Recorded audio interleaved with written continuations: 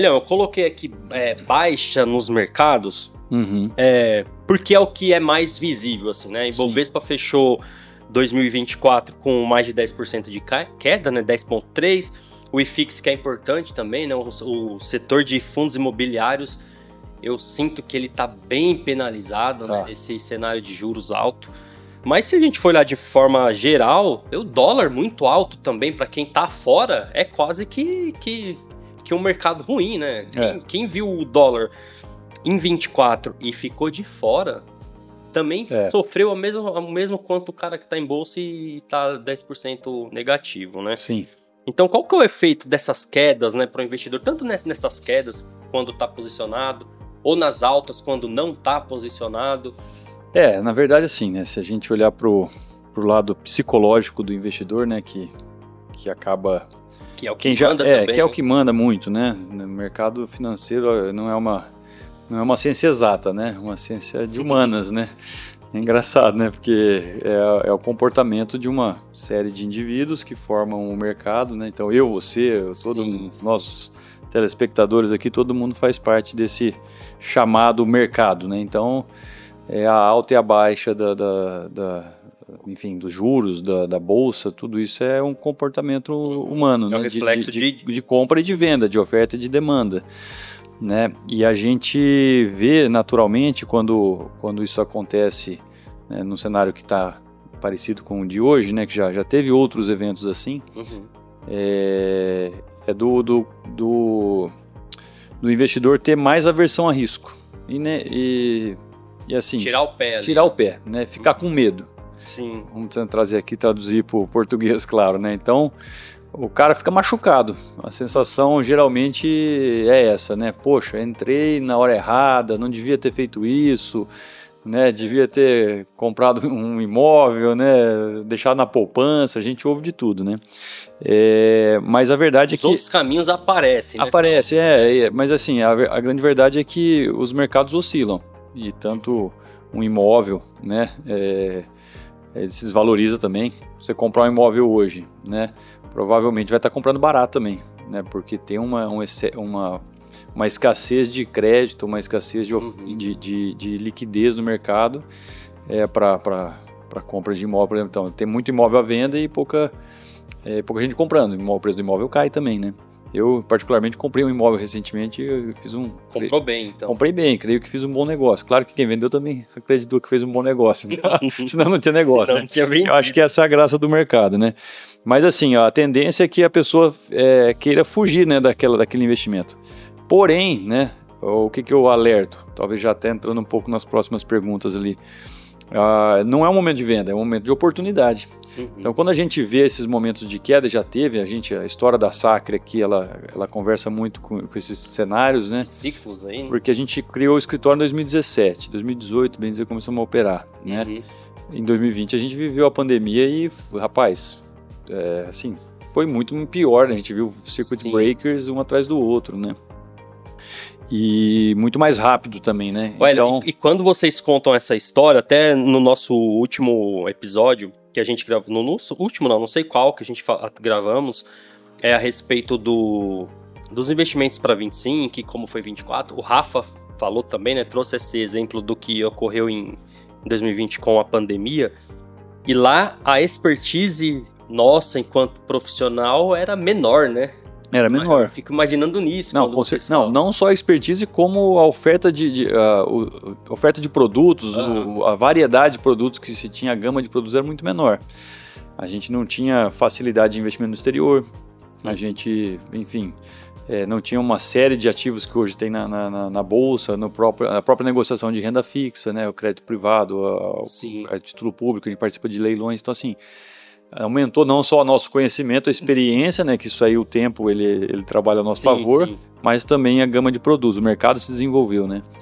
Mas enfim, então assim, eu acho que respondendo o efeito, o que é que gera? O efeito é esse, né? Um efeito de medo, de aversão a risco e fuga desse tipo de ativo de risco. Que isso aí você estava falando lá em 2020, vocês isso. E aí a gente já viveu isso, eu já, né, como investidor também já vivi isso em 2008, né, na 2014, 15 também teve ali 15, 16, né? 16 foi a final de 15, começo de 16, foi também uma das mínimas da bolsa. 2008 teve a crise lá do subprime lá nos Estados Unidos.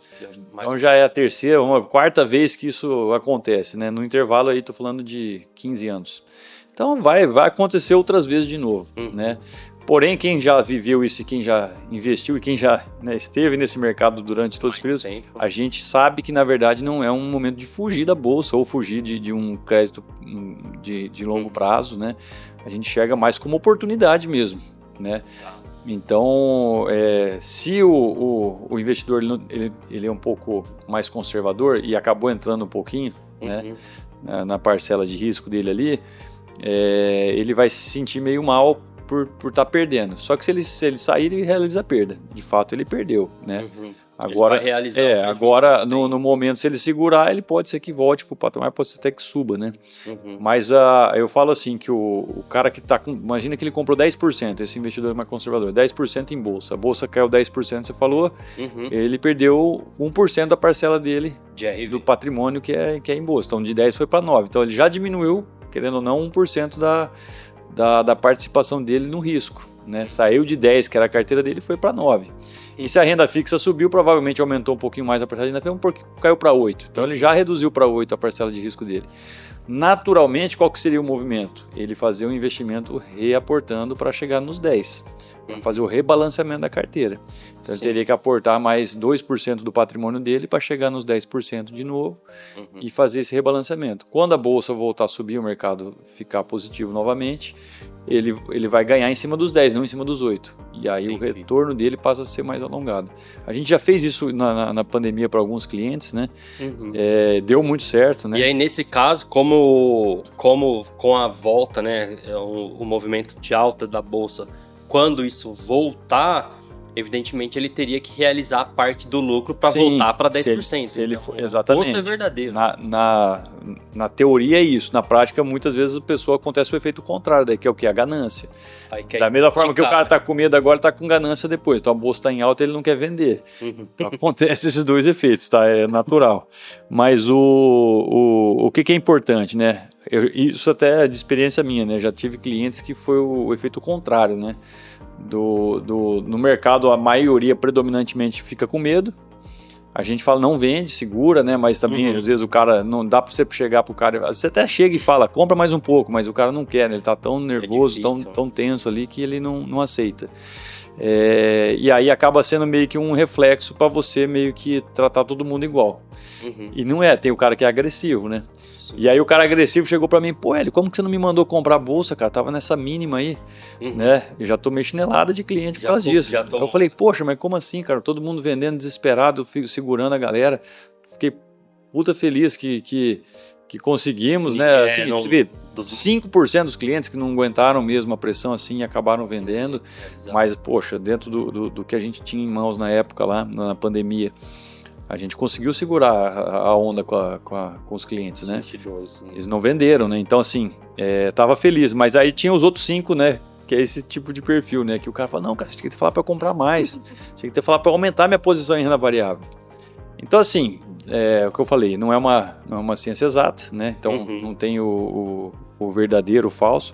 Hélio, mas, pô, será que não pode cair mais? Claro, sempre pode cair mais, né? Mas o cenário que a gente está enxergando, a gente está falando de quase 90% dos ativos da Bolsa Brasileira estão abaixo da sua média móvel, né? Que é a média de negociação dos últimos 100 períodos, né? Então, eles estão bem abaixo desse valor de negociação, né? Bem descontados. Bem descontados, né? Então, assim, é um indicador de que a gente vê que está muito barato. E se a gente pegar a bolsa em dólar, né, que é um outro indicativo, a bolsa em dólar ela já está nos mesmos patamares, está abaixo da pandemia e está nos mesmos patamares da bolsa em dólar em 2016, que foi na véspera ali do impeachment da Dilma. Então, realmente, a gente está em patamares assim de muita desvalorização. Né? O que é a desvalorização? Você está comprando com desconto. Literalmente é isso. Então,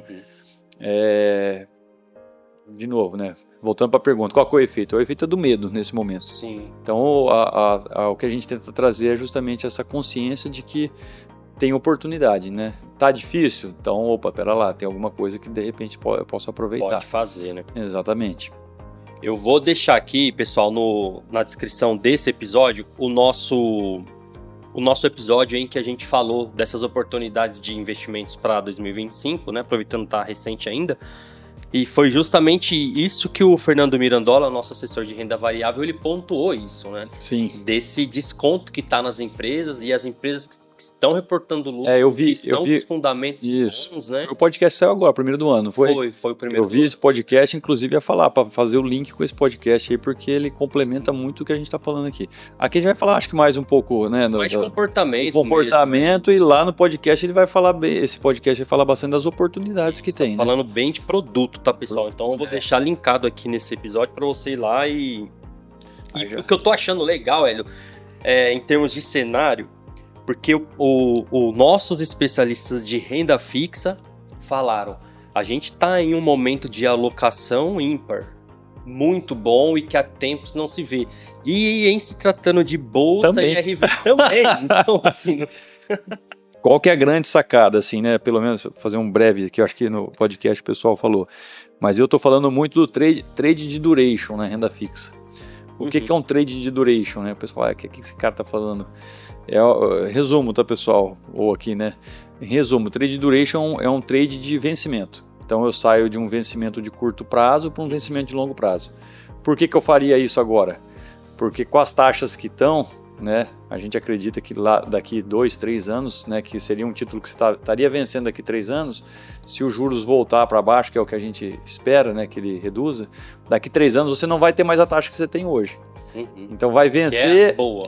Que é uma baita taxa. E aí você vai vencer, você vai falar, eu vou ter que pegar um título com taxa menor. Então, na verdade, quando você pega um título com uma taxa maior, você garante, né, essa boa remuneração por um prazo maior.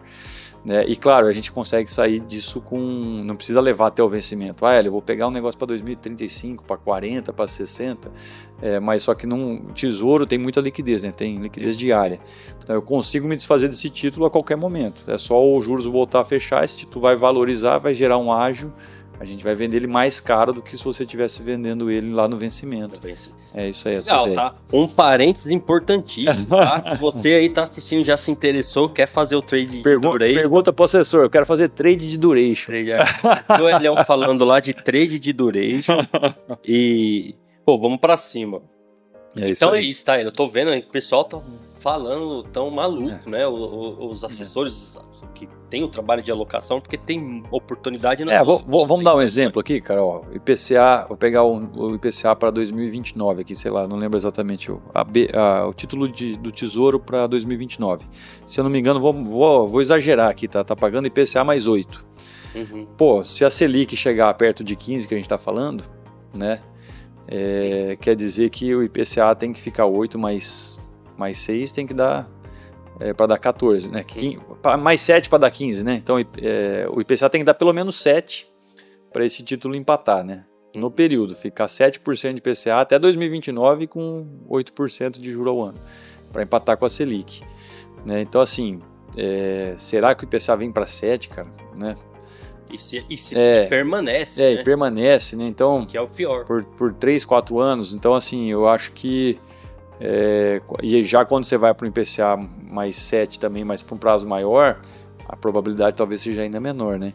Então, às vezes, para um curto prazo, eu vejo mais oportunidade. Opinião minha, tá? Não sou dono da verdade aqui, né? E bota o disclaimer aí. Bota o disclaimer aqui. Eu prefiro um título pós do que um título IPCA, pro curto prazo. Agora, para médio e longo prazo, e aí falando curto prazo aqui, que eu tô falando para título de tesouro, né? Que 29 é curto, né? Mas falando de 35, de 45, 60, aí já iria para o IPCA, né? Aí seria mais IPCA do que mantendo pós-fixado, né? Legal. Minha opinião, né? Lógico. Não tô fazendo análise de nada aqui. Tá, e nem é call, tá, pessoal? Antes de fazer os aportes, converse com o seu assessor. Isso aí. E se esclareça, e caso não tenha assessoria, se você é uma das pessoas que, para quem a gente destina esse podcast, que a bolsa caiu e seu assessor sumiu, fale com os assessores da SAC, que a gente está aqui justamente para atender, né, Hélio? Perfeito.